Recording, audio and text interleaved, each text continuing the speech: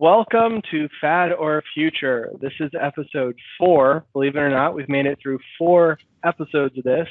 And with me is Stephen Williams, and I am Justin Callahan. And we are here to talk about a few fad or possibly future, depending on your thoughts. Some topics that are very interesting and very much in the news and currently in the frame of thought with everything that's going on. I know we picked some good topics for today, so I can't wait. We actually did. First and foremost, of course, is we are going to be talking about working remotely 100%. What exactly would that look like? Is that actually something that's going to persist beyond the current situation that we're in? Then we're going to dive into disposable menus and this whole question of one-use items, and as a lot of the service industry starts to kick up again, and where there's a place for technology in that. And then last but not least, we're going to be talking about sporting events. I know it's hard to believe sporting events and technology, but they're starting to play events with no fans, with empty stadiums, empty crowds. So we're going to be talking about that and some potential applications for technology there as well. So but without further ado, we are definitely going to start with working remotely. I think that's the kicker. Are you remote today in your Soho apartment there? I see the background. I feel like I am. Sadly, no. I'm not in this swank apartment. I am actually in our new Infotech office. So that's exciting, but it's just a little bit of a mess behind me right now, so I'm using Teams background. Got to keep nice. I'm using Teams background too, and I've secretly customized mine to put our logo back there. How about that? Yes. Batman and Infotech combined together. I can't wait for when Teams officially supports customizing your background so that we can help our customers brand. But for now, we've got it at least. It's amazing. We got to be at the forefront, right? So let's pretend you were remote today. I mean, you've been remote. We've been in this kind of mixed mode in our office. I think the real issue around this in terms of fad or future is productivity. I think that's the crux of what's going on here. I've talked to several people, and they are telling me openly they're not nearly as productive working from home as they are in the office. It's definitely fair. That being said, I'm also noticing an unspoken seems to be that the personality of a person is definitely coming out even stronger too. It's not so much the technology. It's not so much the tools at their disposal to continue to do their job. It's more how does someone operate when they're working from home? What's that conflict of seeing your house around you, of being just, a lot of people have this work-home balance. When they're home, they want to be home. If they're at work, they want to be at work. And I'm seeing like a lot of conflicts that are just, the people are just not in the frame of mind or want to, be able to work remotely, even though a lot of people, I think, are being exposed to these tools that they might not have been exposed to before. VPN technologies and video calls are like two of the biggest ones where, they've been around for a while, and they just, people haven't really taken advantage of them. Only a few people have used them. And the tools have been here for a while, and we didn't do this before now, right? I mean, VPNs have been around for a long time. All these tools have been out for a long time. Yet, working remote, telecommuting, they've been more fads in the past. I mean, why is it going to be any different now?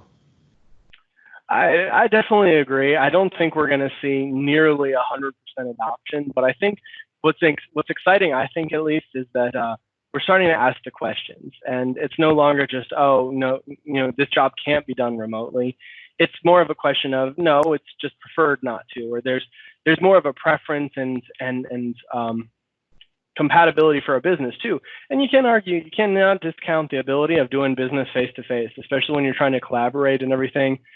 Tools have worked for years to try to bridge those gaps, but you can't beat just having a few people in the same room brainstorming on an idea. You just can't beat it. Certainly, defining a company's culture changes when the workforce is, largely or 100% remote. So that's going to be an ongoing challenge. I think it's not a case where technology has to change much to support a 100% world, but I think there's a big shift in terms of how we work and how companies work. And again, I think it's going to boil down to productivity for companies. You might see more in the short term. You might see more where it's choice environments whether you want to come in. I think, but I have to call this one a fad. How about you? I definitely agree it's a fad. I mean, you see a lot of big name companies. Like I think I know at least a few big tech companies had said that working from home is optional for the rest of the year. But I have a funny feeling that as this stretches on, we're going to see more and more of that workforce returning to the office. Just simply, that's where it needs to be. All right, so we both agree the tech is there, but this is a fad. So what's number 2 on our list today? So number 2 is disposable menus. This is kind of based out of the whole beginning of restaurants and food services are actually opening up again, and they're starting to very tentatively take the step of how do we safely protect our patrons while at the same time being able to work normally and provide information, especially menus. Those are high-touch surfaces. There's a lot of high-touch surfaces in food service where how are people going to handle that? So, have you ever been to a restaurant and you go pick up the menu and it sticks to the table because they just wiped it off? I mean, do you really feel it's cleaner at that point, Justin? That's how you know it's clean. It's got that bleach stickiness to it. I don't know if it actually smells like bleach. Bleach, I guess bleach air quotes then, okay. I think there's a lot of opportunity for technology to step in here. You know, we went from there was a whole big debate on plastic straws versus paper straws, but this represents a real issue for restaurants, I think, in terms of disposable menus. And it brings that environmental question up. How do you have disposable menus? That's very wasteful to be printing and throwing them out. So you need a solution. And I think technology is ready to step in and fix this one. I definitely agree. I think technology is there, but the problem is that you have to change a lot of the culture. You have to change not only the people that work there, you have to change the customers. And it's going to be easier said than done in a lot of situations. And I still feel like these people are struggling anyway, so they're going to opt out for the easiest, which is I'm just going to print a stack of menus every weekend and just go with it. As soon as this gets off the spotlight, things get a little bit more back to normal. They're going to go right back to their normal menus. You can't beat something that you just wipe down at the end of the day, let it stick to the table for a moment to dry, and give it right back to the customer. I really envision technology knocking us out. We've gotten comfortable with places like McDonald's and Wawa, where you walk in and use a kiosk to order. I don't think it's hard to have that experience in a lot of restaurants. Certainly the concept with the little table things at Applebee's and stuff like that have been there for a while, and I don't think those have taken off. But in this new age, where I'm not touching things as much, I think there's a lot of potential, and I just think the cloud can drop an app in here and really solve this problem really fast. Well, there's a lot of interesting things too. Now that you mention it, there's a lot of interesting things going on with Wi-Fi in this space, where Wi-Fi is starting to be used in commercial aspects where it's more situationally aware. It's aware of where your device is and if it's in proximity. And so there's definitely a possibility that technology could, you walk into Applebee's, you walk into Cheesecake Factory, and suddenly your phone lights up with the menu. Exactly. And there's just a link on it. Here's our menu. Please pick whatever you'd like, and your waiter will be with you shortly. I'm calling this the future. I think in less than a year, we're going to see menus are gone. What's your take? I would love to say future. I really would, but I think it's a fad.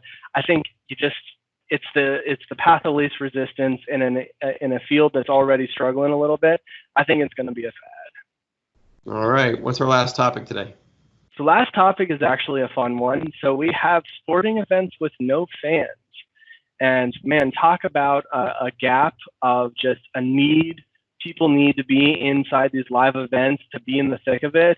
And there is just a whole bunch of technology that has never really messed with the sporting industry that is just kind of like perched right to jump in on. Yeah, did you see the footage of NASCAR running their first race with nobody in the stands? So the cars are just running in a circle and there's no fans. I did not, but it's got to be the quietest.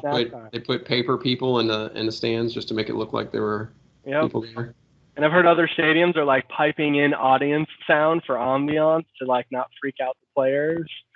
So it's I mean those are definitely some interesting ways, but there's actually one big thing that we were talking about just before this, but is VR experiences, and the fact that VR is kind of perching on this cusp to start to present an opportunity to be immersed in something. And where would that line up with sporting events, maybe?